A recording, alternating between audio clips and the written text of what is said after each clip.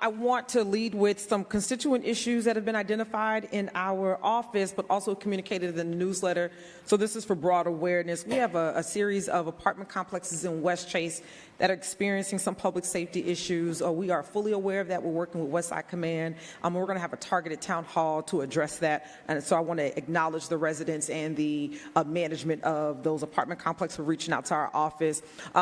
Good news, but with the sad and somber note, we do have 25 new street lights approved and in the process of installation in District F. As you know, the last couple of years, we've initiated an initiative called District F is Lit, which is a public safety initiative through improved street lighting. Unfortunately, we were unable to install street lighting to the point on Senate and Clairwood. Last week, we lost a 90-year-old pedestrian walking down Senate at Clairwood. He was struck by a driver because it was dark at that intersection. And so our condolences are with that family. But I want to reassure the community that our community meeting is scheduled for the top of the year, where we will continue to address infrastructure improvements, the lack of sidewalks, the lack of drainage improvements, street improvements for fiscal 26 for Senate. So please keep your inbox open for those updates. I also want to just acknowledge some of the work we've been doing over the last week on behalf of District F. Last week I was in Tampa at the National League of Cities Conference and was honored to serve on a panel, a general panel session on housing with San Antonio Mayor Ron Nirenberg and Tempe, Arizona Mayor Corey Woods. Honor also to serve as the keynote speaker for the National Black Caucus of Local Elected Officials. It was an honor to sit and stand before 450 Black electeds throughout the nation. On Friday at the Legacy Hall, there was an opening reception of the Nigerian exhibit in the Legacy Room. I want to acknowledge Director Nicole Irving and her team and their vision for highlighting the Nigerian community. As you know, on the West Side, we represent the largest West African population in the United States. So happy to see that. If you have not visited the Legacy Room, City Hall downstairs, or throughout P1, please take a look and notice the rich culture and artistic expression. On Saturday morning, I celebrated the official opening of Islam in Spanish, Centro Islamico in District F. It's the first Spanish-speaking Islamic center, a first of its kind in the United States, and it was founded by Colombian-born Alief resident Jaime Fletcher.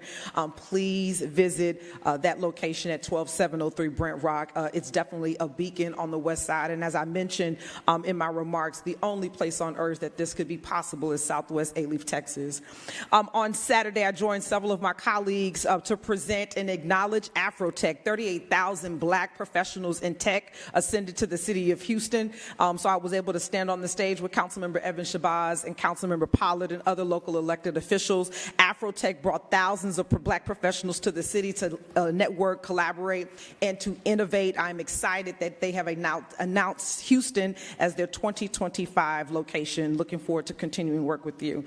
Yesterday, I spoke at the Houston Housing Collaborative Conference. I'm discussing innovative partnerships and affordable housing panel. I want to thank Dr. Adrian Holloway and the leadership team for putting together such an awesome conference. Yesterday, the Sierra Leone community joined me at City Hall yesterday, not only to pray and offer a Christian and a Muslim prayer, but also they are announcing the opening of their Houston Sierra Leone Chamber of Commerce.